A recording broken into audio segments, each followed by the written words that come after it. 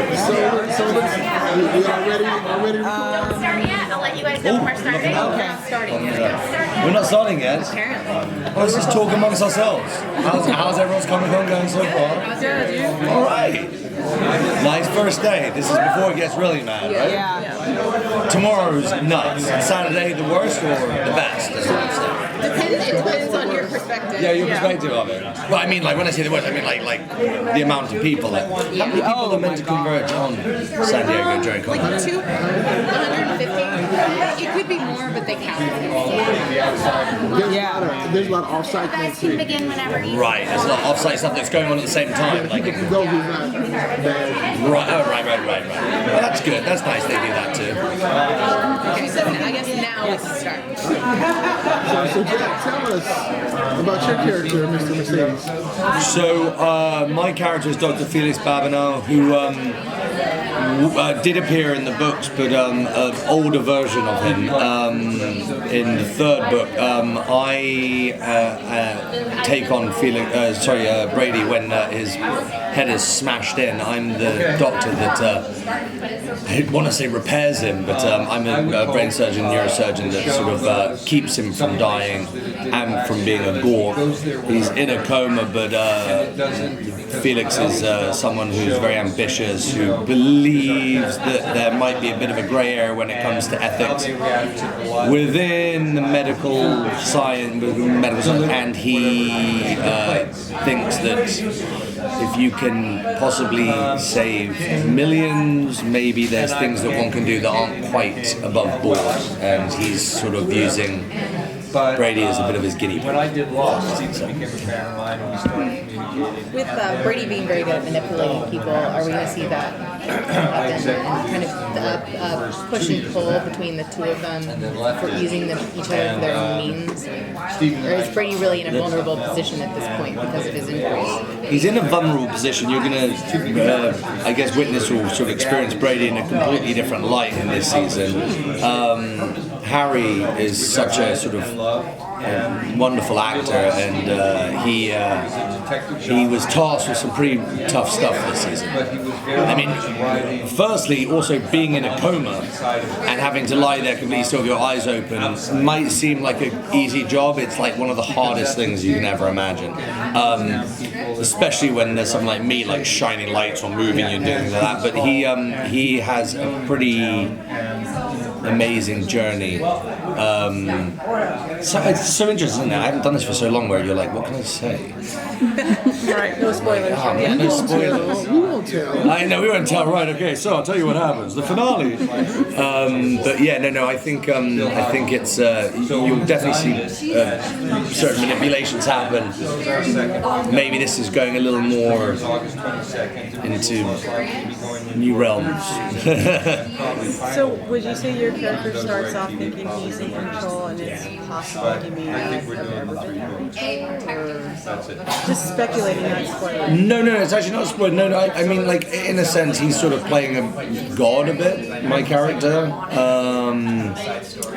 And I think he's surprised about what happens, and I think so will the audience be. It's actually, the amazing thing is, what one might think they know from reading the books, our writers took a certain amount of artistic liberty, as one does and has to when they're making a show like this, with the complete consent and love of Stephen King, who, at his own admission loves the show and is a big cheerleader for it. And I think it's they've got some great Dennis Lane, David E. Kelly, some of the greatest writers there are right now. With the sort of guidance of Jack, who's our showrunner, I think they managed to find some pretty new, interesting avenues that I don't think an audience and those who know the books will be expecting as well. So that's what's cool about it. So what's your favorite part about playing Felix?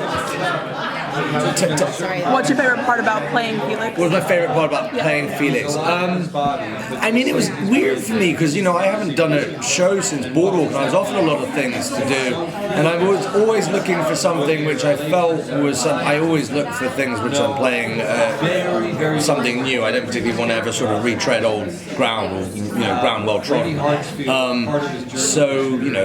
think and use you that. sort of, I think, playing this sort of brilliant yet, you know, startlingly ambitious, someone who is, you know, I think asking myself those questions about what is right, what is wrong, especially when you're looking at it from objectively in, you know, it's like that famous saying, if you saw Hitler as a baby, would you shoot him? You know what I mean? It's like, you know, if you knew it would save millions of people, like I'm always like, yeah, I would, but then you're like, oh, but you just shot a baby. And no one else, and they said if no one knew that it was going to be Hitler, you know, like you're the guy who would go down as like the baby killer. So it's really interesting. It's like, you know, what do you do? Where do you take your ego out of it? What do you do? Like, is it for the greater good? Is it much more of his own, you know, stroking his own ego? It's there's some interesting questions and stuff like that, and I think science and you know, especially within the medical profession, you know, we can be very judgmental, and it's sometimes not so black and white. It's very much, like I said, it's that grey area where, you know, you're trying to do, I'm sure you're trying to do what's good and what's great and what's right, but you know, I think that as an actor, it's, at least there's something, real body or something you can latch onto and actually take further. So it's, you know, I think in life in general, it's cool if you can ask yourself questions that you can take further than your, you know, part. No, I'm just. Now, did you read the books before you?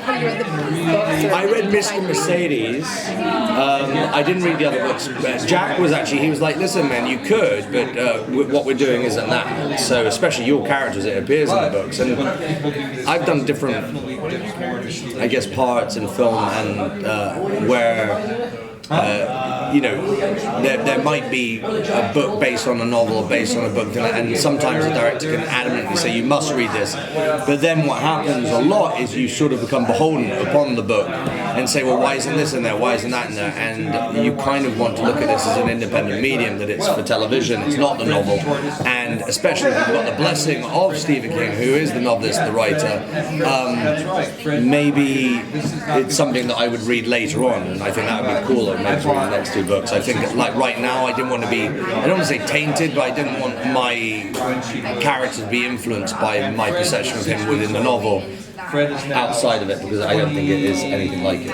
It's, on top of it, I think he's like 65. And talk about how Stephen King effect. It's kind of like having, like the Lakers now having Magic Johnson run the team. You know, the younger players are like, wow, that's Magic Johnson. Yeah, so yeah. How is it like, you know, having the oversight or having Stephen King watching from a distance about the show? Well, I think it's really interesting because it's so nice, because I know that he can be a very harsh critic on a lot of his material. Like, he really hasn't liked some things, and he's very vocal about things he hasn't liked. I think we're very lucky. Well, I say we might have been very lucky, because I know he liked season 1. Let's just wait till he sees me in season 2 before we pass judgment. But I think it's the best thing to have, you know, the source of it all, you know, the inspiration for everything, to be such a staunch supporter, someone who is being such a cheerleader, who's so on your side, and he really is. And he and Jack have a great relationship. They're very close. They're great friends.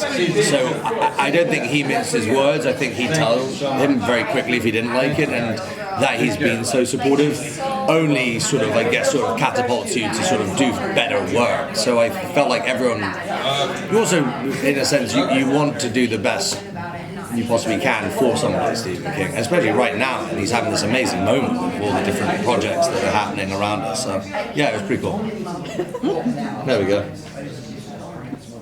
Anybody got one more? They gave us the wrap up, but go ahead. Oh no! No?